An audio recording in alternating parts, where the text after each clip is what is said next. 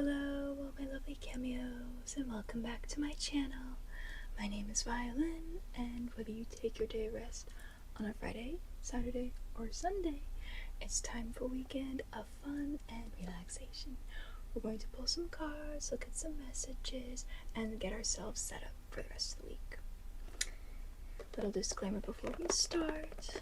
This is all for fun and tasty sounds.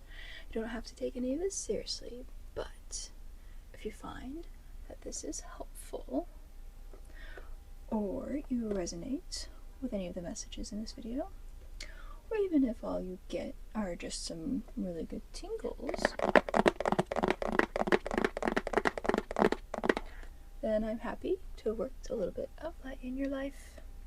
And this weekend is going to be a very fun and almost kind of special weekend because we are using the Rose Oracle, shuffled together with the Starseed Oracle, shuffled together with the Healing Waters Oracle, shuffled together with the Inner Temple Oracle. I just recently got this oracle deck. It is absolutely beautiful and delightful and lovely to work with so far, and definitely got a little bit of a different color scheme to it. It's got more blacks and golds compared to the pastels of Rebecca's other decks, but I've only done a couple pulls for myself so far with it, and I'm really enjoying it. I'm really excited to see where it will take me. And the activation for it will be happening tomorrow. We're going to have a fun little ceremony where we do an activation for the Inner Temple Oracle. So that's going to be really fun. But as you can see here, I have shuffled all the cards together. And the unboxing video for the Inner Temple Oracle will be going up this Tuesday, so stay tuned. But for now, it's time for us to shuffle up some cards and start pulling them. We have a big honking deck, look at that! That is a grand total of 44 times 4 plus 9. I feel like that's kind of a special number. Like, how I can barely fit all of these in one hand. Like, how am I gonna shuffle these? I can barely hold on to them. How is everybody's week? I know my posting of this video is a little late, on the late side. Sorry if I kind of blew past the weekend a little bit. It'll be coming out. It'll be late Sunday night, so at least it is here. But yeah, busy weekend. Got to see my brothers perform. Also got a little bit sick, but I am feeling better, so that is good.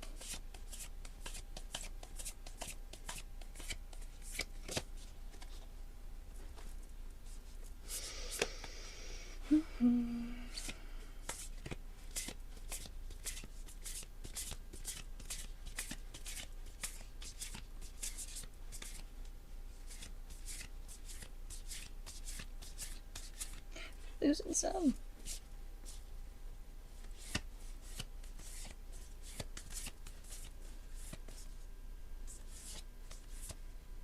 Okay, we've got some of them. I was like, do we have a trio of rose cards? We got Come to Me, Attracting Like a Rose, Receive Abundance Desires. What have we got for this one?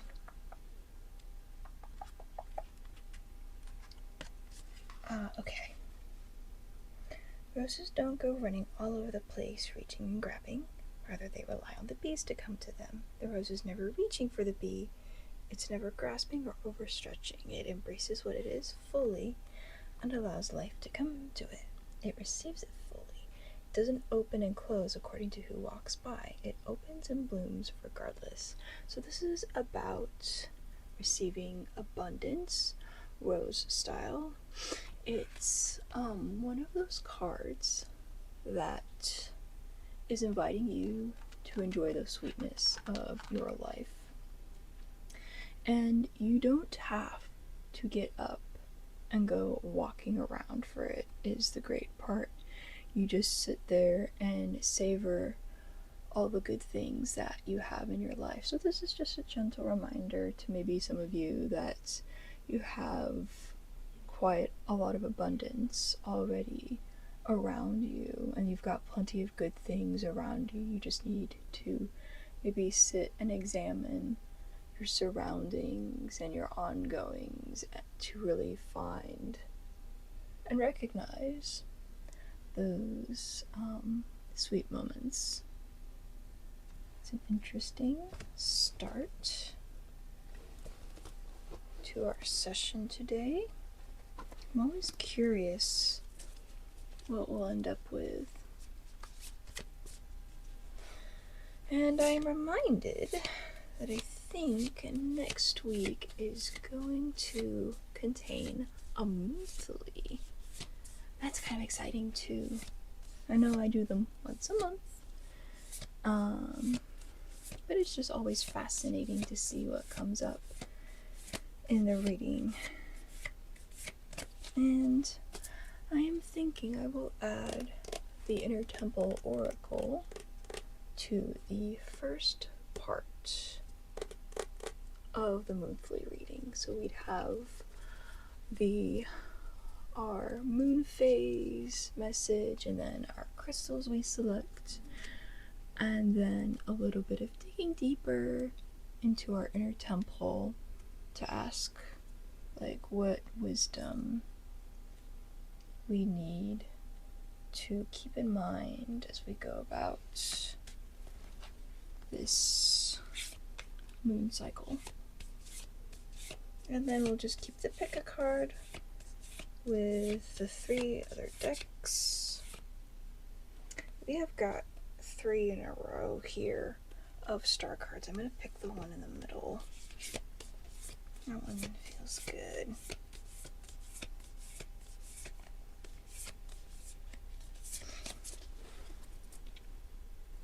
Ooh, okay. The blue flame. Spontaneous awakening. Activation. Integration time.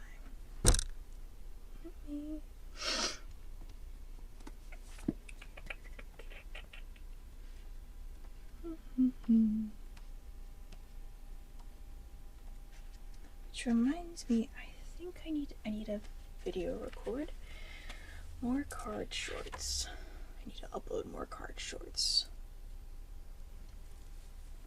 because all of these individual cards have such interesting meanings and nuance to them.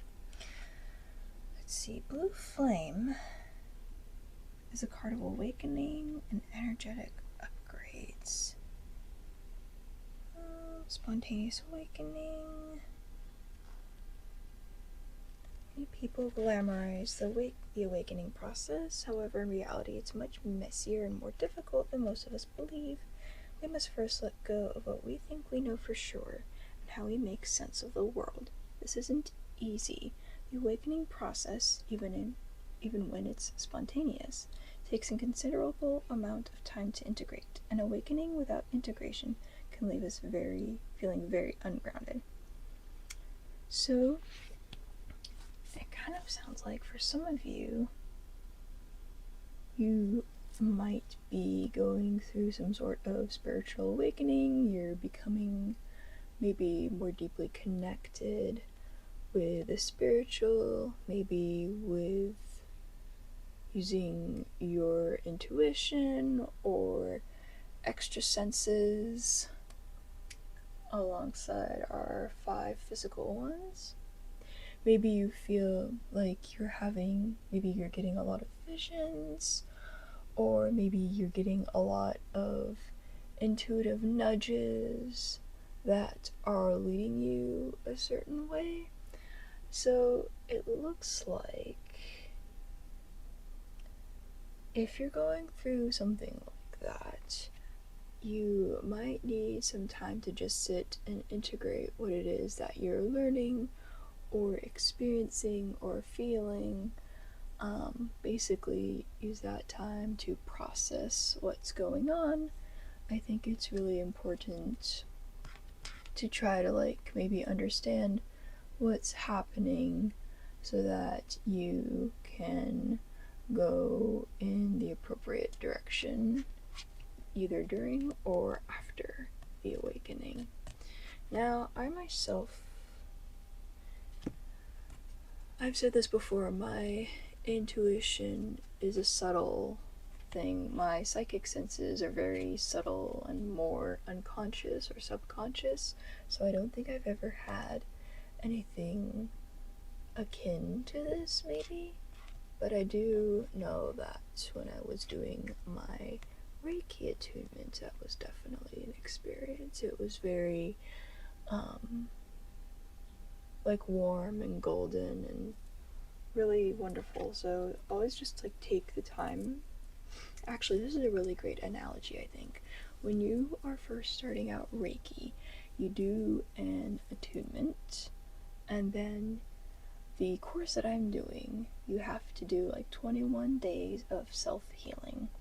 You are typically encouraged to start them after, about right after your attunement, but you just do 21 days and you're using Reiki on yourself, and by doing that, you're allowing yourself to become accustomed to the Reiki energies and basically digest them into your body. And this is kind of making me think of that. Maybe you're going through some spiritual awakening or spontaneous awakening or something like that. And so it's really important to just kind of sit and digest what is going on. Maybe sometimes even while it's going on, because it is a process. But by doing that, by sitting and digesting, you will be, I think, better equipped to handle what is going on. So that's really cool, really awesome for some of you.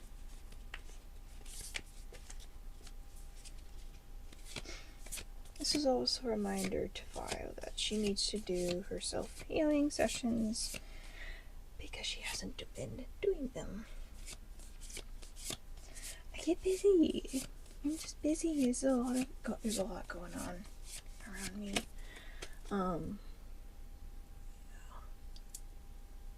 And I would typically want to do it at the end of the night, but then I end up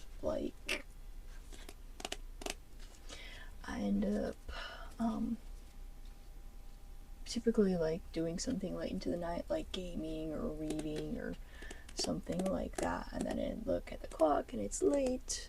And typically these sessions are supposed to take about 50 minutes to an hour, because you want to do almost a full body treatment, so all the major energy centers in your body, as well as any problem areas that you might have.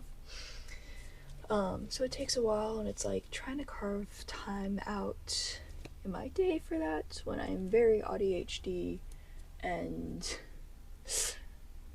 tend to stay up late, and also tend to use that time either reading or gaming.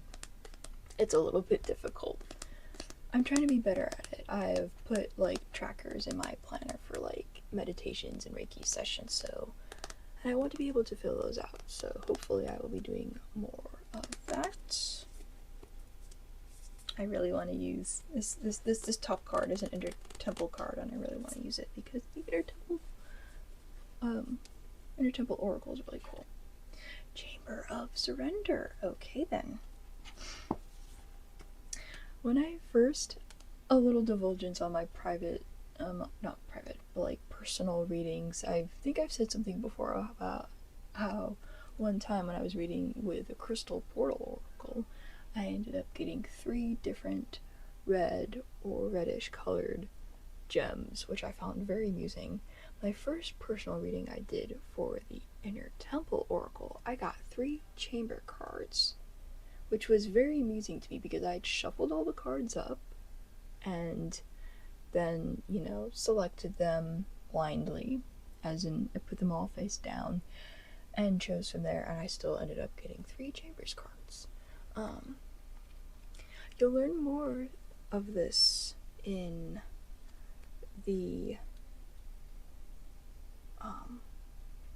unboxing video, but the Inner Temple Oracle is unique in that it has 4 suits. The chamber cards, activation cards, soul inquiry cards, and then the polarity cards. And they each have like different aspects to them. So like the chambers cards kind of are like doorways into kind of the inner temple in your heart, and have to do with more like aspects or qualities that you probably need some focusing on.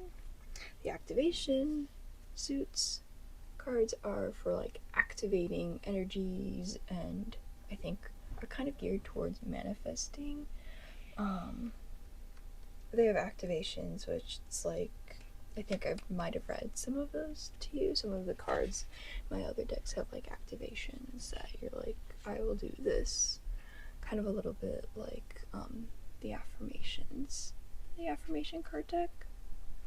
And then the soul inquiries are just like questions you ask yourself, your heart, and then see what answers you come up with. And then the polarity cards are a really interesting and new suit and type of card that Rebecca has added to this delightful oracle. And it's basically, the cards have 2 different sides to them, and they can mean they're typically like 2 different sides, and the sides are the reverse of each other. So one good example is the man and the machine, or the mystic and the machine, and that one, the meanings kind of differ depending on what orientation you pull it in your card deck.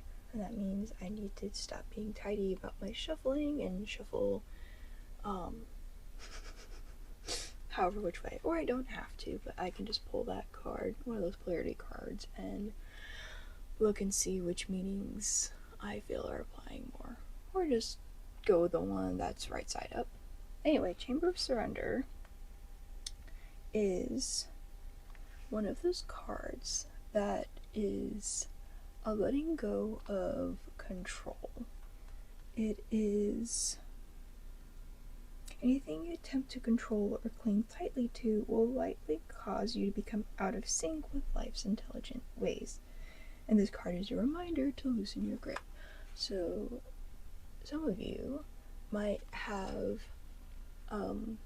very fine control over perhaps your daily life, what you do in your job.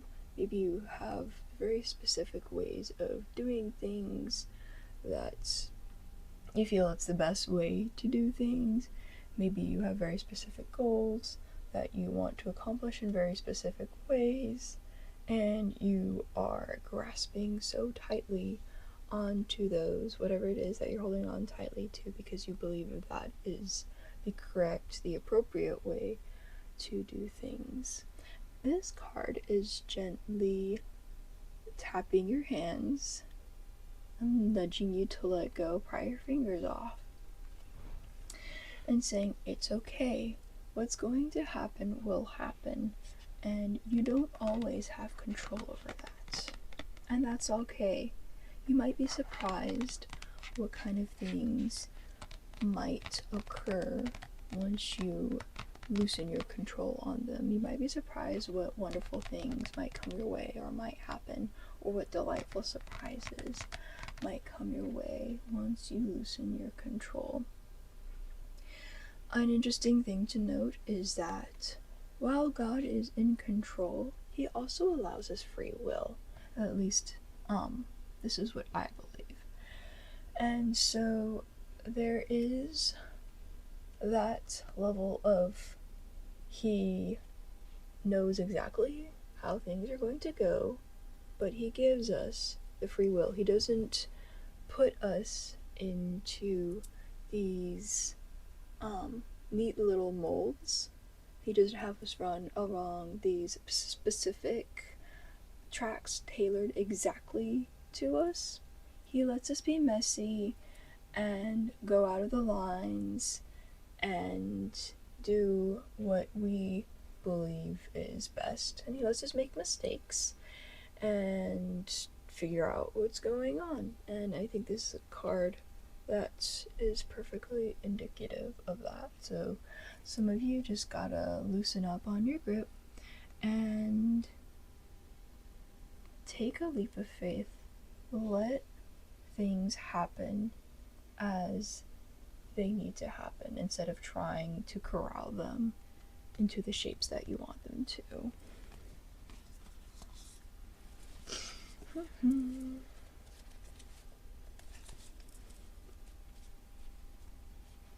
He's such a big dick.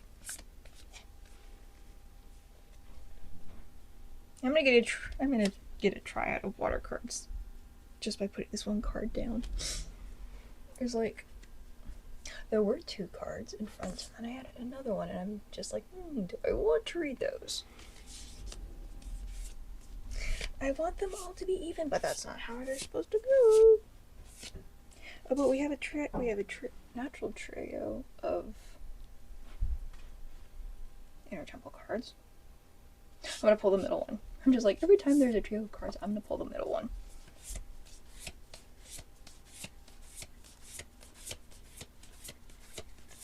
But then we also do some blind pickings because that's more intuitive that way. The beauty way. When I first read this card and its description, I immediately thought, for those of you who play Honkai Star Rail and know that I play Honkai Star Rail and are caught up on Honkai Star Rail, or at least to have done past 1.6, version 1.6, when I saw this card, I immediately thought of Argenti, our adorable, delightful, gorgeous Knight of Beauty. And I'm like, this is exactly the kind of card that Argenti would like. It literally embodies what he's about. What is this? This is...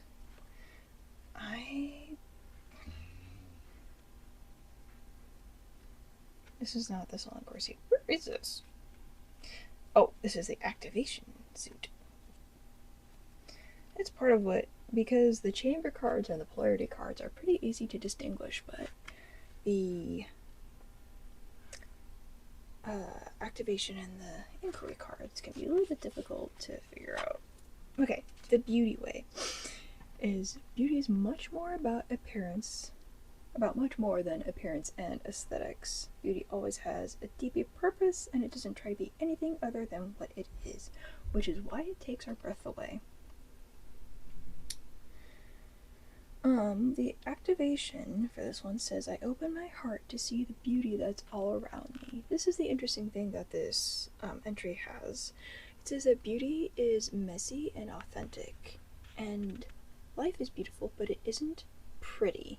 And it defines pretty as perfect, but it's static, fixed, paper thin, it holds no substance, it has no depth, and it's not really alive. Pretty never lasts, but beauty is timeless. Beauty holds the essence of life, it contains within it the great mystery. It transforms the beholder through its brutal honesty, it activates the breath of life as we exhale in awe, and this brings us into the present moment. So it looks like some of you probably should, or are already doing so. This kind of actually goes quite neatly with the surrender and the come to me almost a little bit.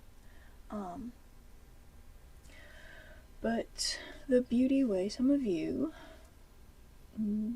either need or already taking a look at life and seeing it in all of its messiness, its untidiness, its imperfections, its less than idealness, and you see beauty.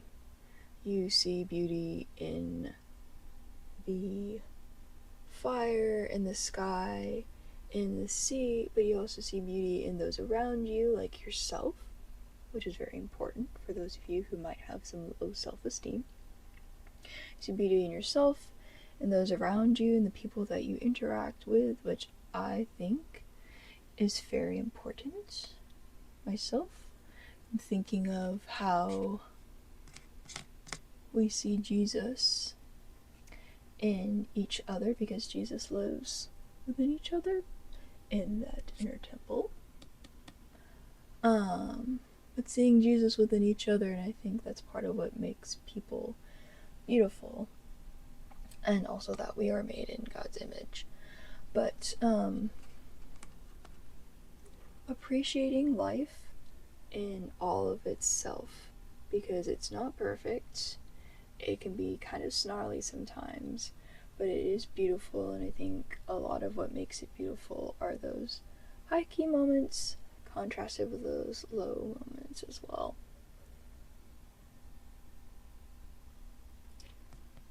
Something to think about.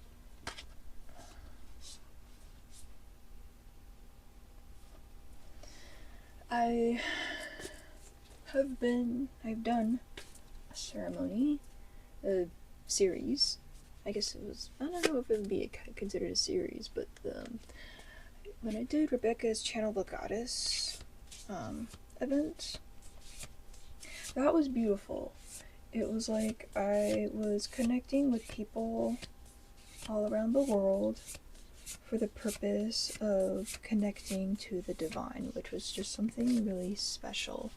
And I don't know how many of my fellow mystics were doing like shadow work or anything like that, but one of the things that we did was she asked us, the second day was about connecting with our ancestors, and she said something about like healing the ancestral line, and I kind of stuck on that. And the sense I got, it wasn't, I wouldn't say it was a vision, because it wasn't something that I visually saw, but just the sense I got was of myself meeting my ancestors and kind of like taking their burdens, giving them to Jesus, and then he was crowning them with himself.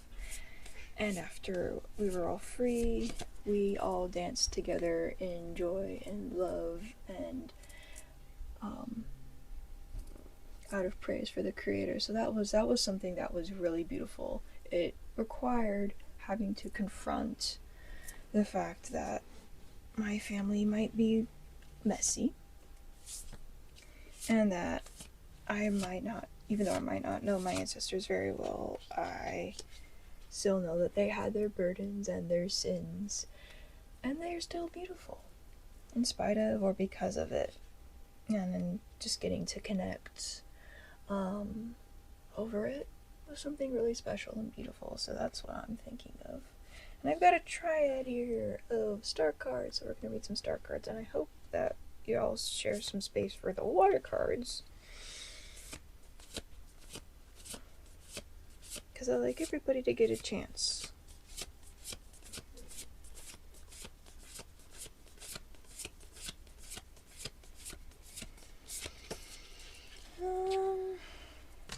Cracked open. Rock bottom. Surrender to the alchemy of life.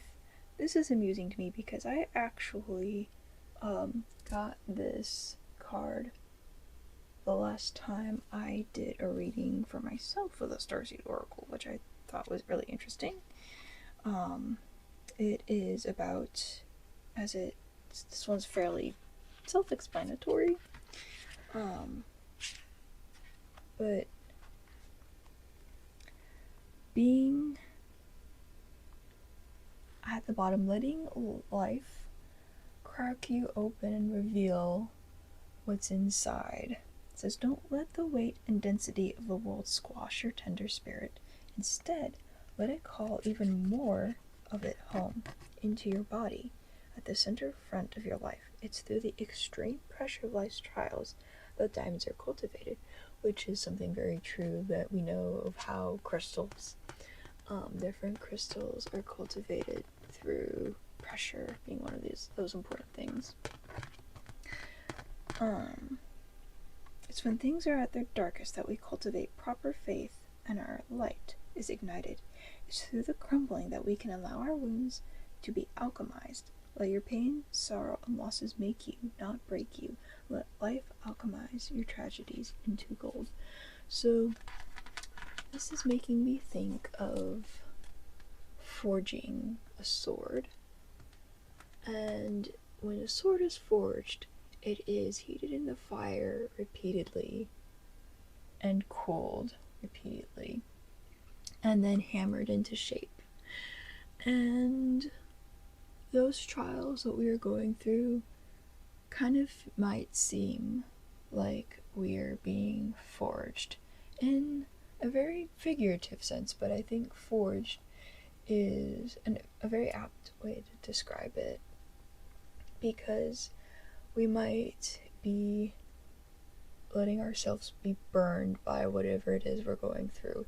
We might be shocked and chilled by whatever it is we're experiencing, and we might feel like we've taken an emotional beating through whatever it is that we have undergone.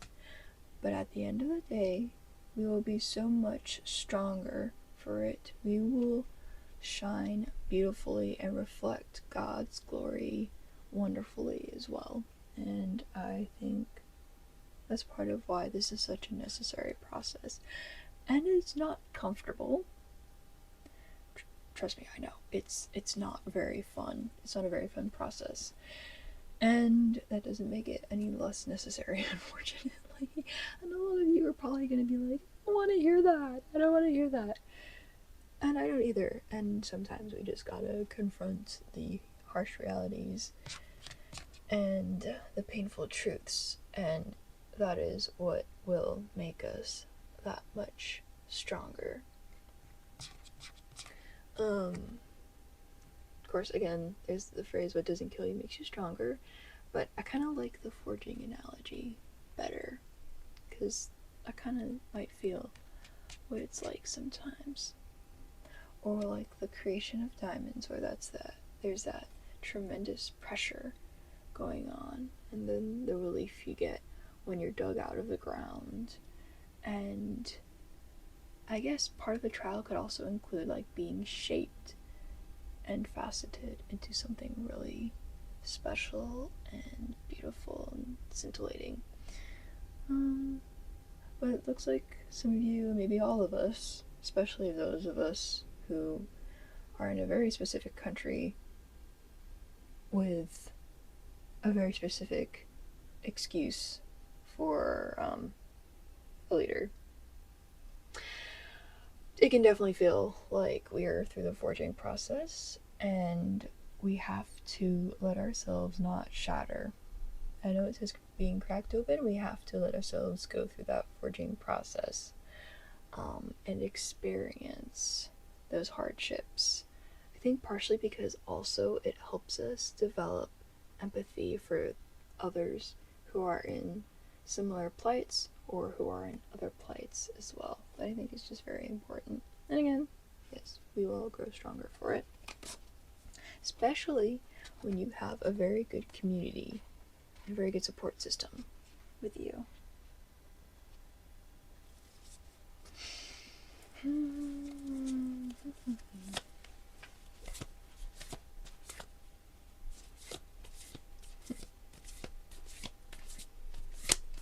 When I was filming the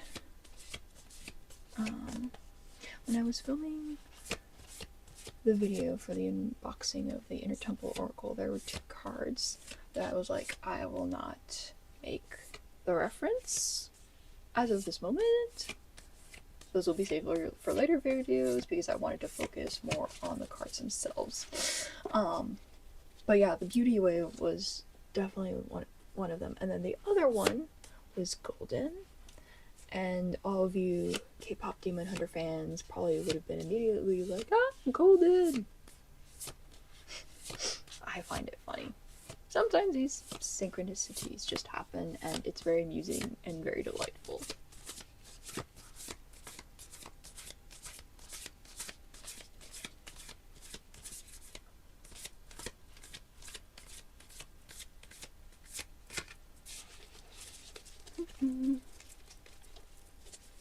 Cutting the deck. Ooh, okay. I like this. Okay, on call. Healer, Seer, Priestess, X, Soul Purpose. So this one is a water card.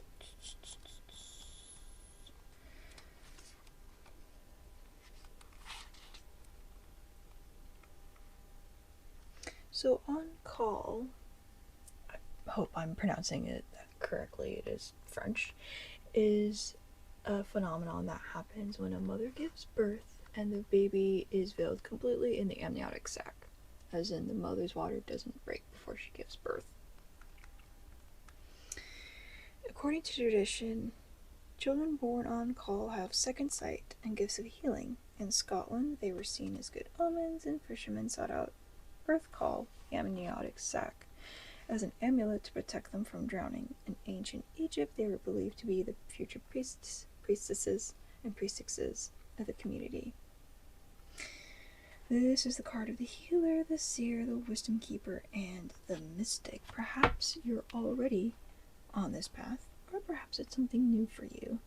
The healer, the shaman, the medicine person knows that it's through facing their own shadow and taking their own deep healing journey that they can return to guide others in their healing. So this is a card that is encouraging you to go into some deep soul healing.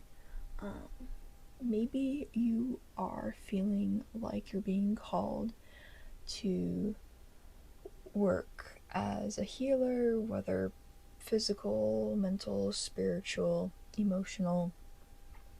Maybe you are a visionary and you are seeing like possibilities that you feel need to be either explored or examined. Maybe you're just feeling that call towards a soul purpose. Maybe your soul purpose has come knocking on your door, but that's what this card is a herald of. And in order to be an effective healer or visionary, or in order to be effective at following your calling, it is recommended that you do some soul healing in order to be able to help others heal as well. There's the saying, doctor or physician, heal thyself. And that's kind of what like healers and mystics and other such spiritualists, I feel, are doing as well.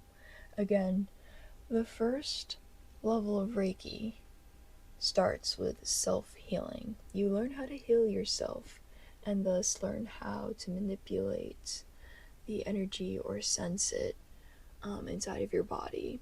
And then after you've done that, you can go on to working on other people as a healer. And some people might feel called in the middle of their those 21 days of self-healing. They might feel called to start healing on other people. But in order to work on other people and heal other people, you first have to work on yourself. And it's a continuous thing, a continuous process, and people grow and evolve all the time through this deep inner soul healing, and maybe this is what you're being called to do. Or maybe you don't have that, maybe you're not feeling like you have that purpose that's calling you, like you're not one of these healers or visionaries, or this has nothing to do with your soul purpose, but you're still feeling like you would benefit from that spiritual therapy, basically. I think everyone personally would benefit from some spiritual TLC, and that deep healing and that soul therapy. So maybe you're just feeling like, even if you're not feeling tugged towards or nudged towards being a healer or a seer or a priest, priestess, priestess, you're still feeling like you might need that spiritual therapy, and that's totally okay. That's what we're here for.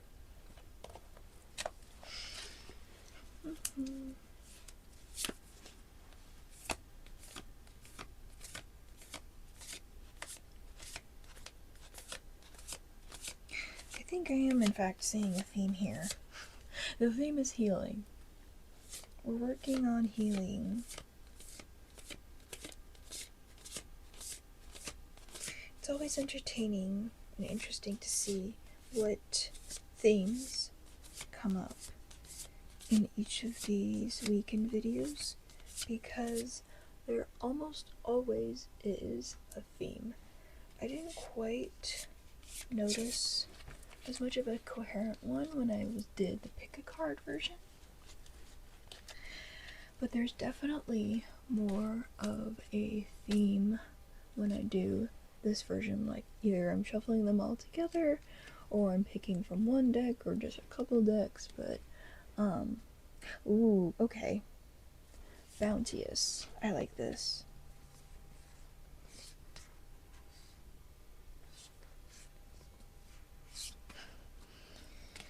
Bounteous, generously given, relationships, coming together. It's another good water card. Having to do with appreciating what's already around you, kind of like come to me. It's appreciating that abundance that's already around you, and also encouraging you to be more generous in your life.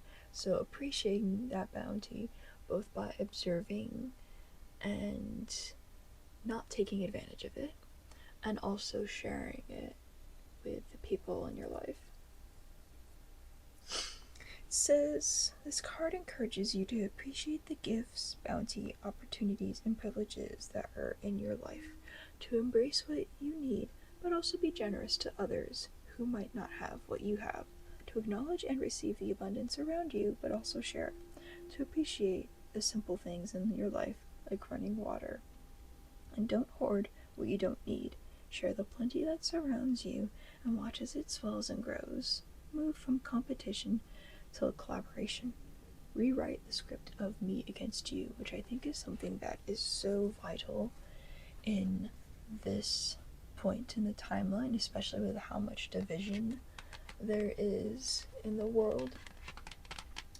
But this is a card of abundance and appreciating that abundance and sharing it. So kind of like the come to me card that we had earlier. We let ourselves bask in what it is we have, and then also offer it to those of us around us who need some as well. This is very helpful in building community. I don't know if any of you have experienced this recently in your life, but I know that when people like offer things that others need, it builds that sense of community and that connection, and it goes a long way towards building relationships, which I think are very necessary in order to survive, because humans are social creatures. We don't live by ourselves. We can, but at the end of the day, we need to rely on each other in order to survive. One person theoretically could live by themselves and have everything that they need, and they would still be soul parched because they weren't in contact with anybody else. And you need that connection in order to nourish your mind and your soul. And an excellent way of doing that, again, is sharing with others. So maybe some of you are feeling like not only are you kind of like sitting and marinating in what it is that you have, but maybe you're feeling compelled to share it with everybody else around you, like sharing what it is that you have, whether it's your gifts or physical things that you have, or maybe you have plenty of time that you'd like to share, or even just, I don't know, by giving money or food or water or anything else that is necessary for survival. And it's a really great way that we need to, a really great method that we need to use in order to heal our world and our countries nowadays.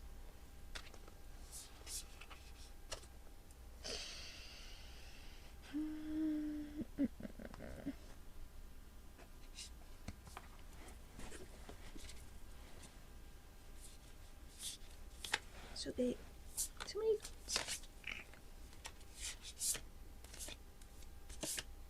don't know if I did that right. Oh well.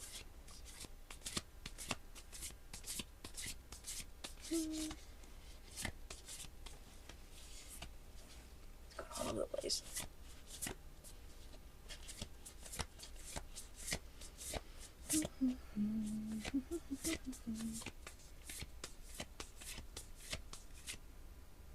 We have another trio of water cards. Should I go for it?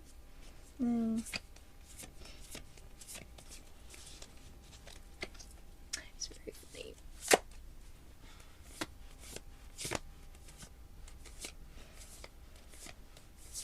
I'm curious, have any of you watched any shows or movies recently that you're still fixating on? That you feel like you've got to be immersed or kind of live and breathe for the moment in that movie or TV show? I think I've said sometime last time or the time before, I don't remember, but I think I said something about getting to watch the Demon Slayer movie, and I'm still kind of fixated on that.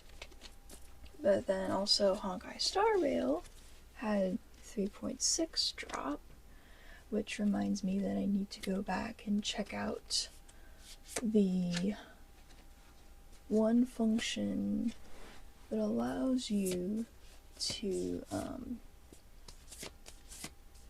hopefully replay a story recap. That's right.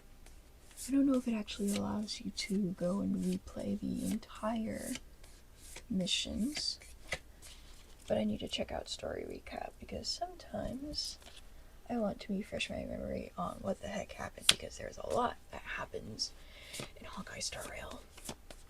And then the other one that I accidentally tricked back into, not necessarily accidentally, but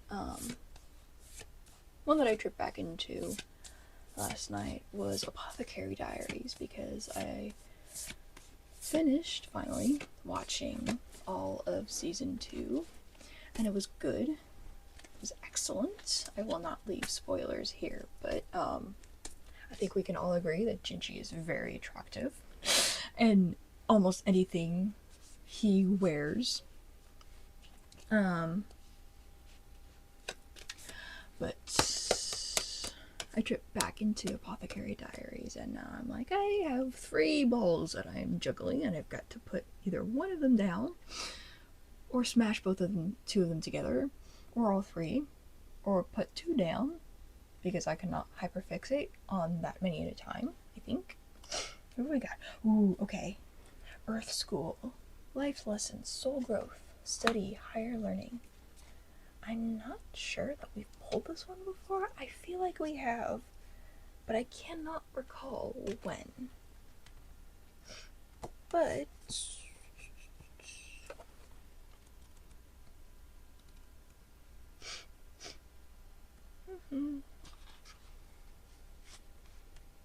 so this is from the Starseed Oracle.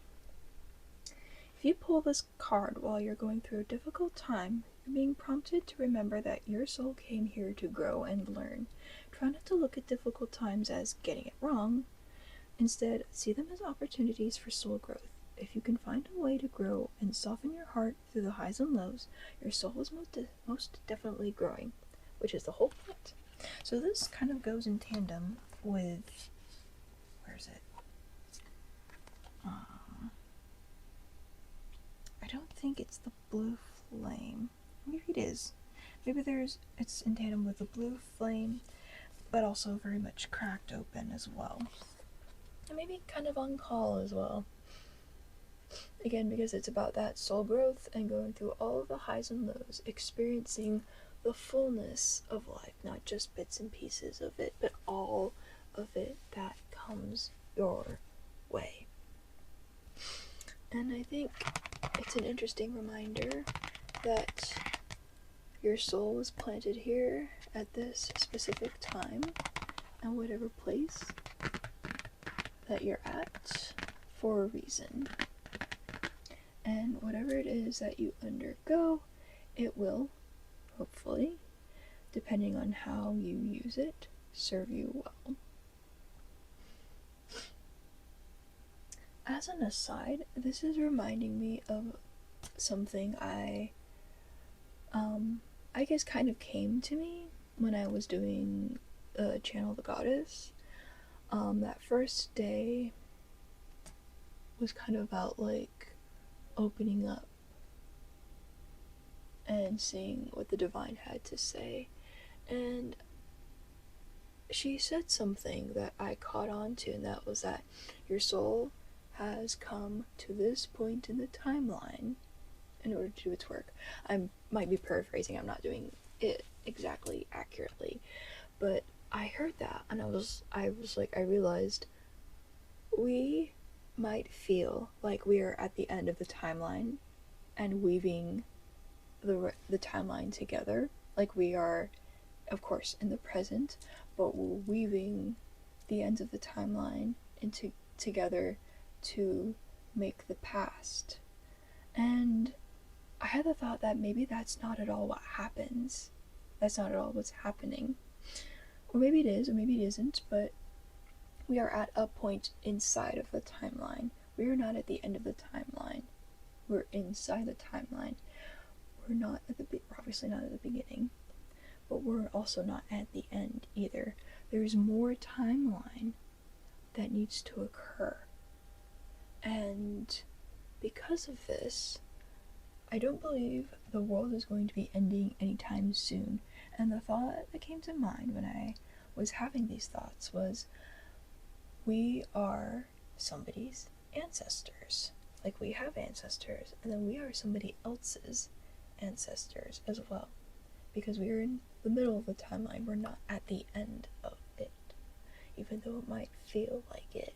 Like we're going throughout the day, making the choices that we make, but we're not at the end of the timeline. We're in the middle of it. Even though the rest of the timeline might feel kind of ephemeral and not yet solidified, it's still there. And we are somebody's ancestors, and we have come to this point inside of the timeline, and therefore there's just still so much more time that we have left than we might think. And it was just really comforting to me to think about. It's like God moves on his own time, evidently, and his sense of time far exceeds ours. So for him, what might be a day could be for us possibly thousands of years. So he's definitely not done with his plan. He's nowhere near done, I think.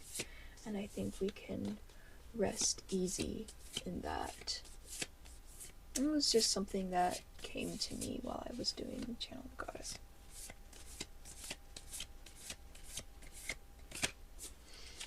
And you might be like, Vile, you're a Christian. What is this? Is it? I mean, I think it makes sense to me that God put us in a timeline where he needed us to be. That's what I think.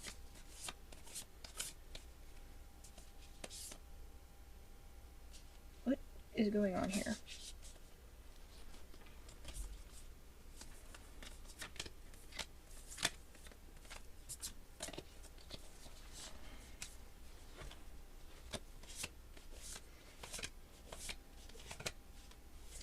Oh, I remember why I wanted to say why that I was fixating on, or why I asked whether people had like something like a franchise they were fixating on, was because I watched an excellent Demon Slayer ASMR by GBASMR, and it was absolutely and utterly delightful, and I want to do some Demon Slayer ASMR at some point. And actually, that's not the only character ASMR that I want to do, but it was a thought that I had. Just do some like Demon Slayer cosplay with some ASMR, although my thought was, I know who I would cosplay, but what would I do with them? Now, my favorites are Luichiro. Probably not a surprise because he is precious small child.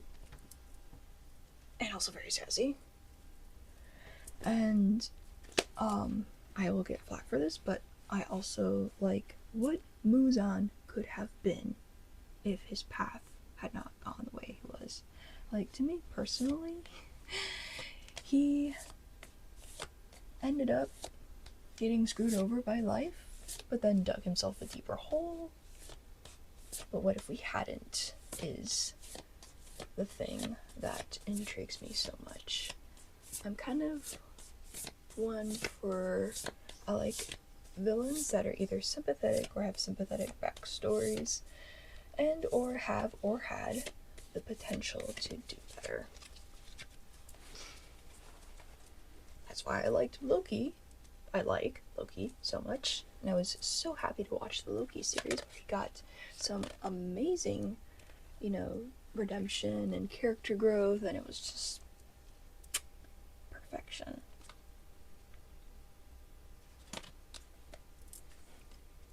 I feel like we're getting a lot of star cards today. I pulled the Void.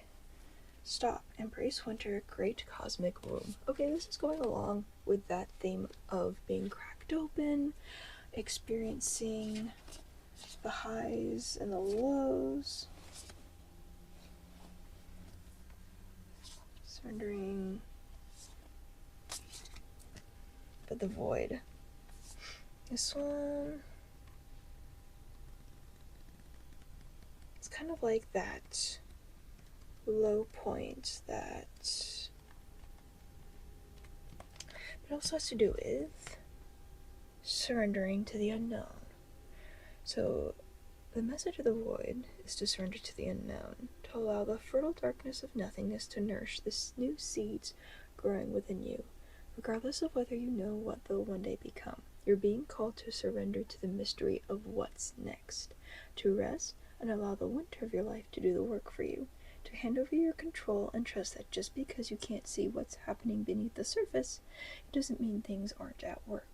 So this card has to do, it comes like in between life phases, like at the end of a life phase or a chapter of your life.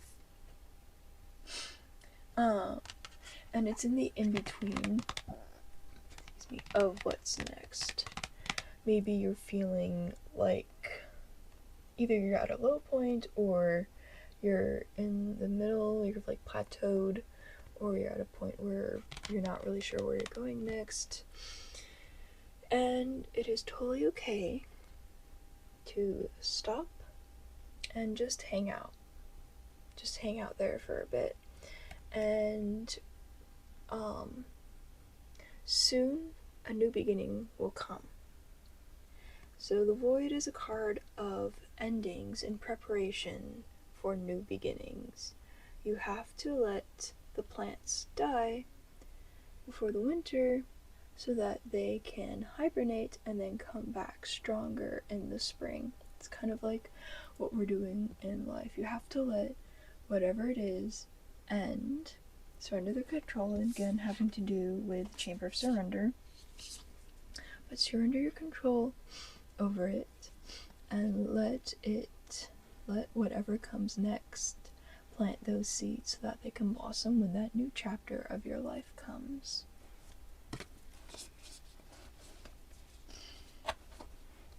I think we're just getting some really great, awesome cards today.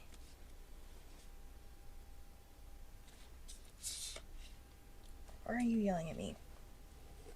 Okay. Deeper than before. I'm really feeling the theme of healing and that shadow work. What does deeper than before have to do with? Deeper, I'm going deeper, down on the surface. I'm not singing it correctly, but I hear that song at work. And sometimes it gets stuck in my head. Okay, this is a soul inquiry card of that particular suit.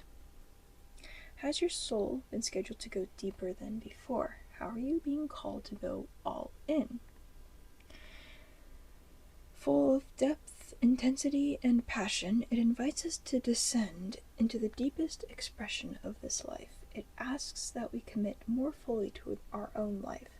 This could be a relationship or a creative project or other area of life, or it could show up as a deep lesson for the soul. This period might ask a lot of you, but it will also bring many gifts.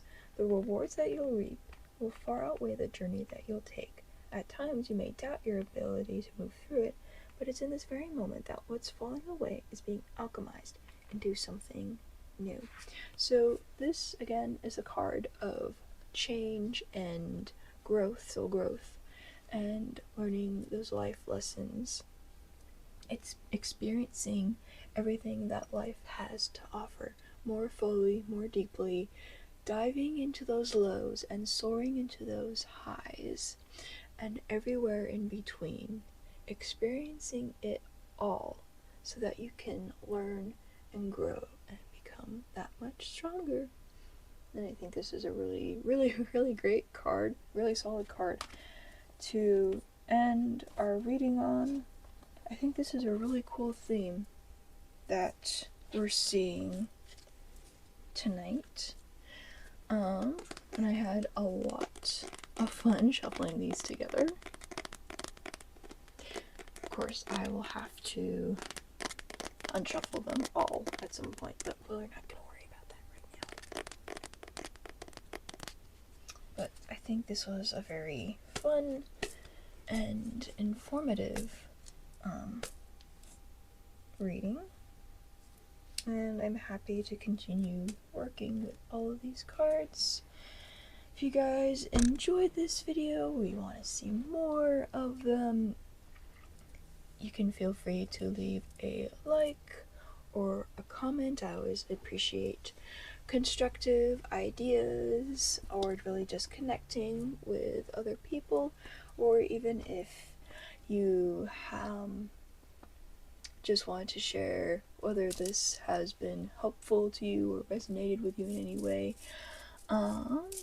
or even if you feel like, hey, I really like this channel, you can absolutely leave a subscribe down that bottom button, and I will see you guys next time. Stay sparkling, cameos.